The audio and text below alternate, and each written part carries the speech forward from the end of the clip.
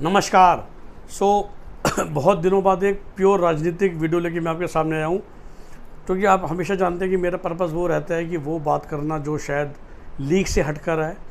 और मैं कर्नाटका रिज़ल्ट को लेके या कर्नाटका इलेक्शन को लेके कोई वीडियो नहीं बना पाया, लेकिन आज इंटरेस्टिंग वीडियो है। और मैं हमेशा कहता हूँ कि समटाइम ना जो दिख रहा होता है या जिसका शोर मच रहा होता है वो सच्चाई नहीं होती। और देखते हैं कि कांग्रेस डिसीजन ठीक लेती है या नहीं लेती है। तो पहली बात मेरी सोच क्या है, देखिए आज और कल का एकमात्र हॉट टॉपिक यही है कि कर्नाटका का मुख्यमंत्री कौन होगा।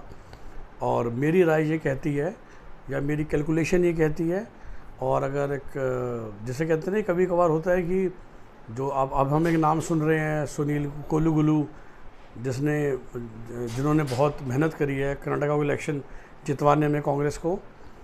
और अगर आप इस तरह से बुद्धिजीवियों से अगर परामर्श करेंगे या बात करेंगे, और जो मैं भी कह रहा हूँ, तो शायद इस बार फिर से जो बाजी है वो सिद्धारमैया के हाथ में ही आएगी। कारण क्या है, देखिए जब भारतीय जनता पार्टी जिसे कहते हैं ना एक विजनरी पार्टी है, मतलब मैं उस सेंस में नहीं कह रहा कि भाई सिर्फ वही अच्छे हैं, तो जगदीश शेट्टर जैसे नेता को उन्होंने टिकट नहीं दी और उनकी कॉन्स्टिट्यूंसी से किसी और को दी जो कि एक्स मुख्यमंत्री हैं। क्योंकि भाजपा ना एक चीज़ में बिलीव करती है कि भाई एक बार आप मुख्यमंत्री रह चुके हैं, उसके बाद आप दोबारा उसी असेंबली में एमएलए बन के जाके, देखिए देवेंद्र फडणवीस हार गए बात अलग है, वसुंधरा राजे हार गई दोबारा आएंगी, लेकिन आप एक बार मुख्यमंत्री रह चुके, उसके बाद अगली बार या तो आप चुनाव नहीं लड़ेंगे या लड़ेंगे तो मुख्यमंत्री ही तो बन के आएंगे ना। अब ऐसा तो नहीं सकता कि दोबारा से ऐसा कुछ हो जाए, कांग्रेस की मेजोरिटी आ जाए और मनमोहन सिंह को अब लोकसभा में बिठा दें और वो प्रधानमंत्री भी ना हो, राइट। तो ठीक है, वो एस डी देवेगौड़ा जैसे कुछ लोग हैं जो आज भी अपने आप को घिस रहे हैं पीएम रहने के बाद, वो भी 97 में 98 में, लेकिन जनरली ऐसा नहीं होता है। मतलब it is an insult to that person also, और वो पर्सन को भी समझना चाहिए। तो इसलिए भारतीय जनता पार्टी ने जगदीश शेट्टर की टिकट काटी थी कि भाई अब स्टेट में आपके लिए कुछ नहीं बचा, आप तो पहले मुख्यमंत्री थे, वो भी लास्ट टेन्योर में। इस बार दोबारा येदियुरप्पा जब बने और बाद में ये बसवराज बोम्मई बने और शेट्टर जो कि एमएलए थे और उनको मौका नहीं दिया गया, तो हम कहते हैं कि भाई अब आप you have gone beyond your पे स्केल। और जितना हम सुन के आ रहे हैं कि शेट्टर जी ने बहुत बड़ी राजनीतिक गलती करी, भाई जो इंसान के दिमाग में शायद एक बात बैठ जाती है, क्योंकि उनको तो राज्यसभा और केंद्र सरकार में मिनिस्ट्री कन्फर्म दी जा रही थी और बदले में क्या मांगा जा रहा था कि आप एमएलए बनने की जिद ना कीजिए। क्योंकि अगर जगदीश शेट्टर एमएलए बन भी जाते, भाजपा भी चुनाव जीत जाती, इमेजिन कीजिए वो सब सिचुएशन, तो भी जगदीश शेट्टर मुख्यमंत्री तो बन नहीं सकते थे। और जब आप किसी प्रदेश के मुख्यमंत्री रह चुके हो, क्या आप किसी दूसरे मुख्यमंत्री के नीचे बहुत जूनियर बन के काम करेंगे? नहीं। I think same is for Basavaraj Bommai. जैसे गुजरात में हमने देखा विजय रूपानी, नितिन भाई पटेल, अब वो उनका गुजरात में राजनीतिक करियर ख़त्म है, ठीक है। उनको वही जब तक वो अभी एक्टिव हैं, पॉलिटिशियन हैं, उनको कोई वही भाजपा पार्टी का प्रभार दे दिया जाएगा, कल को क्या पता राज्यसभा में बिठा दिया जाए, फिर केंद्रीय मिनिस्ट्री बना दिया जाए एक टर्म के लिए, और फाइनली शायद गवर्नर बना के रिटायर। लेकिन एक बार आप अपनी स्टेट में मुख्यमंत्री रह चुके हैं, उसके बाद तो उसी स्टेट में एमएलए बन के काम करना बहुत बेवकूफ़ी, बहुत इंसल्टिंग है। तभी वो दोनों नहीं लड़े, तभी शेट्टर जी को मना किया जा रहा था। और ये मैंने आपको भूमिका इसलिए दी कि सिद्धारमैया देखिए मुख्यमंत्री रह चुके पूरे 5 साल, अब उनसे एमएलए लड़वा लिया गया है उनको, या तो उनको एमएलए की टिकट ना दी जाती और एक इनडायरेक्ट मैसेज चला जाता है कि डीके शिव कुमार ही एकमात्र एस्पिरेंट हैं। तो nothing else, I think Siddaramaiah को मुख्यमंत्री ना बनाना शायद बहुत बड़ी इंसल्ट हो जाएगी उन पे।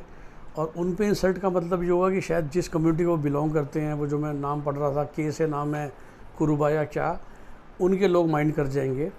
देखिए शिव कुमार जी भी फिर भी कहते छोटे हैं उम्र में भी, उसमें भी, तो शिवा कुमार को deputy CM banana would be acceptable fact कि ठीक है भाई इस टर्म में डिप्टी सीएम बनो और अगले टर्म में आप मुख्यमंत्री के दावेदार होंगे। या ये भी हो सकता है कि भाई अगले चुनाव से 1 साल पहले सिद्धारमैया रिटायर ही हो जाएँ, something like that.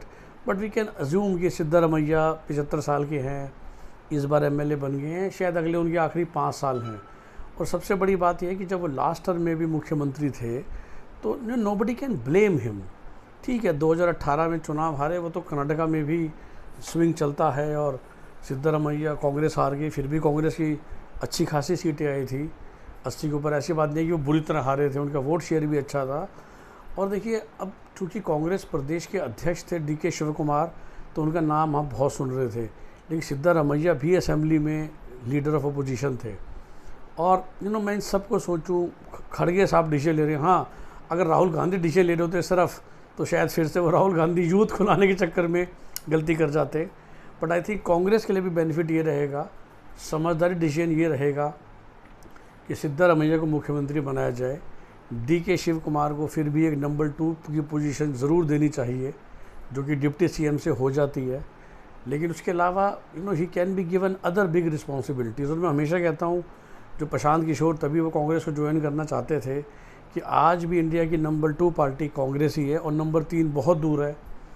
Congress number 1 बन सकती है, सिर्फ उनको 3-4 मेजर डिसीजन करने हैं, और उसमें से एक यही है कि जब आपके पास DK शिवा कुमार जैसा एक मेहनती कनिंग पॉलिटिशियन है, तो सिर्फ एक स्टेट में ना रख के आप उनका इस्तेमाल कीजिए डिप्टी CM बनने के अलावा साउथ के 5 स्टेट में।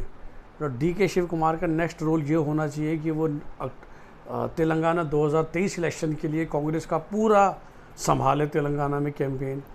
DK शिव कुमार जैसे का काम होना चाहिए कि वो 2024 में पूरे साउथ इंडिया प्लस आंध्रा के असेंबली इलेक्शन का बीड़ा उठाएं, और पूरे साउथ इंडिया में देखिए, माना कि तमिलनाडु में आप DMK के जूनियर पार्टनर रहेंगे, but Andhra plus Telangana plus Karnataka plus Kerala plus Tamil Nadu में जूनियर पार्टनर भी हैं। तो ये 100-110 जो सीटें हैं, इन सब सीटों के ऊपर DK शिवा कुमार जैसे स्ट्रेटजिस्ट कनिंग पॉलिटिशियन की ज़रूरत है कांग्रेस पार्टी को। उनको वहाँ अपना समय ज़्यादा देना चाहिए।